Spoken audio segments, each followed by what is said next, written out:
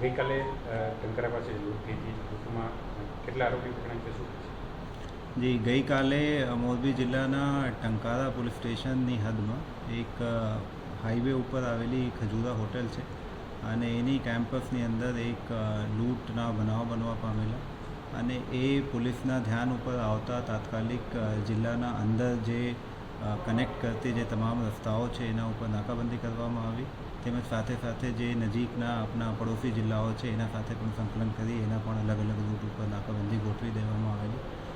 જિલ્લા પોલીસના જે બંને ડિવિઝનના ડીવાયએસપી, લોકલ પોલીસ સ્ટેશનના પીઆઈ અને સાથે સાથે ક્રાઇમ બ્રાન્ચ અને એસઓજીને પીઆઈને પણ એ વિગત મળતી તાત્કાલિક એ જગ્યા ઉપર પહોંચી ગયા હતા અને એ પ્રમાણે જે ફરિયાદીને જણાવ્યા પ્રમાણે જે ફરિયાદ દાખલ થઈ છે એમાં એ રાજકોટમાં એની ટાઇટેનિયમ કરીને પેઢી છે અને એ પેઢીમાંથી પરત મોરબી આવતા હતા ત્યારે રેકી કરીને પાછળ ગાડી ભટકાડીને અને એને ત્યાં ઇન્ટરસેપ્ટ કરીને અને ગાડીમાંથી પૈસા ચારેક લોકો લઈને ગયા હતા એ પ્રકારની હકીકત જણાવવામાં આવેલી હતી અને એ અનુસંધાને આજ આપણી પાસે 2 જેટલા આરોપીઓને આ ગુનાના કામે પકડી લેવામાં આવેલા છે અને સાથે સાથે 72 લાખથી વધારે રકમ પણ એના પાસેથી કબજે કરી લેવામાં આવી છે. ટોટલ કેટલી રકમ હતી અને આ જે આરોપીઓ જે છે ક્યાંના છે, શું નામ છે અને કઈ ઇતિહાસ?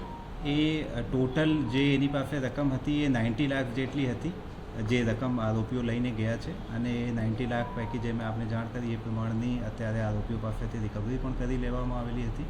પ્રથમ દૃષ્ટિએ અત્યાર સુધીની તપાસમાં ટોટલ 6 થી 7 લોકો એ આરોપીઓ પ્રી પ્લાન્ડ વેમાં આવીને આ પ્રકારના એ જે ઘટના છે એને અંજામ આપ્યા છે અને અત્યાર સુધીની તપાસમાં જે તમામ લોકો છે એ ભાવનગર જિલ્લાના વતની હોવાનું ધ્યાન ઉપર આવેલા છે. સાહેબ, આ ભોગ બનનાર છે ત્યારે એને ખબર પડી કે અમારી પાછળ કોઈ પીછો કરી રહ્યા અને ત્યારે સૌથી પહેલાં એને રાજકોટ પોલીસનો સંપર્ક કર્યો અને ત્યારબાદ અહીંયા મોરબીના ડીવાયએસપીનો કંઈક સંપર્ક કર્યો તો બને પછી કેવી રીતે આ ઘટનાને જોઈ અને કહેવાય છે?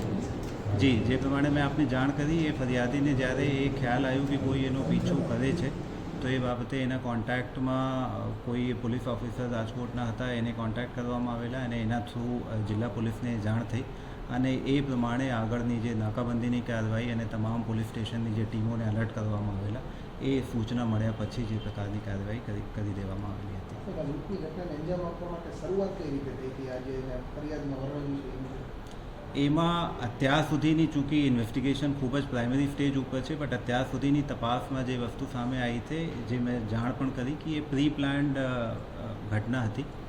એના માટે એને ઇનસાઇડ ઇન્ફોર્મેશન પણ મળી હોય એ બાબતની પણ આપણે તપાસ કરીએ છીએ કેમ કે એના પાછળ એ વ્હીકલ લાંબા સમય સુધી એના પાછળ હતી ફરિયાદીના કહેવા પ્રમાણે અને છેલ્લે જ્યાં ઘટના બની ત્યાં એની કારને ભટકાડીને અને ઇન્ટરસેપ્ટ કરીને અંજામ આપવામાં આવેલા છે. તો કોઈ ઇનસાઇડર જોબ પણ થઈ શકે એ બાબતની પણ તપાસ ચાલુ છે અને હાલ જે બાકીના 4 થી 5 આરોપીઓ છે એને પકડવા માટે અને એના પાસેથી જે રકમ મેળવીને લઈ ગયા છે એની રિકવરી કરવા માટેના પ્રયાસો હાલ જારી છે. 2 આરોપીઓ છે એ ક્યાંથી પકડાયા છે અને શું નામ છે?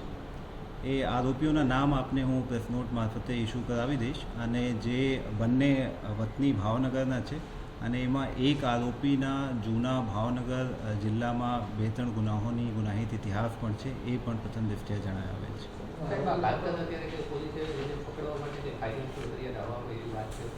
હા, જ્યારે આ ઇન્ટરસેપ્શન માટે તમામ ટીમ અલગ અલગ વિસ્તારોમાં નાકાબંધીના પોઈન્ટ ઉપર હતી તો એ હકીકત એવી મળી હતી કે એ ગાડી અહીંયાથી પસાર થઈને નીકળી છે તો એને રોકવા માટે હવામાં એક રાઉન્ડ ફાયર પણ કરવામાં આવેલા હતા.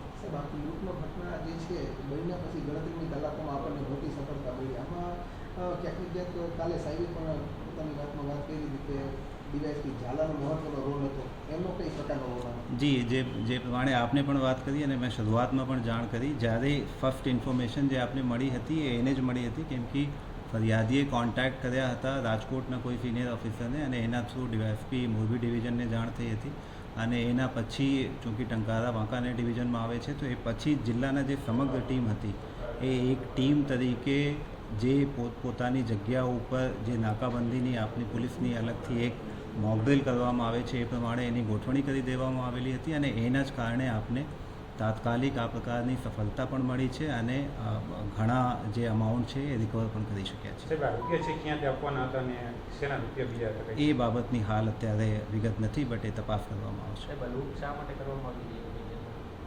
લૂંટનો હેતુ તો પૈસા જ છે. એને જે પ્રમાણે મેં વાત કરી કે એને એવી કોઈ ઇન્ફોર્મેશન ચોક્કસ રીતે મળી હશે કે આ દિવસે આ પ્રકારની મૂવમેન્ટ રાજકોટથી મોરબી થવાના છે અને પૈસાના લાલચમાં જ આ ઘટનાને અંજામ આપવામાં આવે છે. આંગળીયા પેટીમાંથી કોઈ દેખાયું છે પ્રાથમિક તપાસમાં? આંગળી પેઢીમાં કોઈ સંડોવાયેલું હોય કોઈ? એ થઈ શકે. જે મેં આપને વાત કરી કે આ બાબતની તપાસ પણ આપણે કરીએ છીએ, કેમ કે જે પ્રમાણના ઘટના બની છે એમાં એવી શક્યતા પૂરી છે કે ઇનસાઇડર ઇન્ફોર્મેશન ક્યાંક ને ક્યાંક એને મળી હશે કે આ પ્રકારની જે કેશ રકમ છે એની મૂવમેન્ટ રાજકોટથી મોરબી આ રસ્તા ઉપર થવાની છે. સાહેબ કેસ સિવાય આપણે બીજું શું શું જપ્ત કરવામાં આવ્યું છે? હાલ કેશ સિવાય જે આ પેઢીના જે ડોક્યુમેન્ટ્સ હતા કેટલાક અને જે બેગ વગેરે હતા અને એના ગાડીમાં જે બીજા જે પણ વસ્તુ લઈ ગયા હતા એમાં મોટા પાયે રિકવરી થઈ ગઈ છે.